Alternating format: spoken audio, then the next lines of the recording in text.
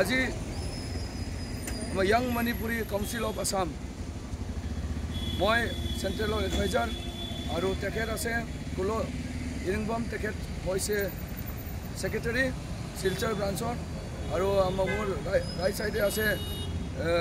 বাইদেউ নিবাৰানী x GP president আৰু YMCA well wisher আমি গোটেই মণিপুৰী সমাজে জুবিন গাৰ্গ যে তেখেত যে অকস্মাত যে মৃত্যু হৈছে সেইটোৰ কাৰণে আমি খুব মৰ্মিত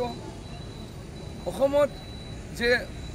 আৰু গোটেই ভাৰতবৰ্ষত যে তেখেত যে নাই বুলি আমি যে শুনিছোঁ সেই দিনৰ পৰা গোটেই মানুহবিলাকে মনত আঘাত পাইছে আৰু কিছুমান মানুহবিলাকে তেখেতৰ মৃত্যুক উল্টা পুল্টা কৰাৰ কাৰণে খুব চেষ্টা কৰিছে তেখেতক বদনাম কৰাৰ কাৰণে খুব চেষ্টা কৰিছে এই বস্তুটো মানে যাতে নোহোৱাৰ কাৰণে আমি আহ্বান জনাইছোঁ ইয়াং মণিপুৰী কাউন্সিল অফ আসামে সদায় অসমৰ মণি অসমৰ সন্তান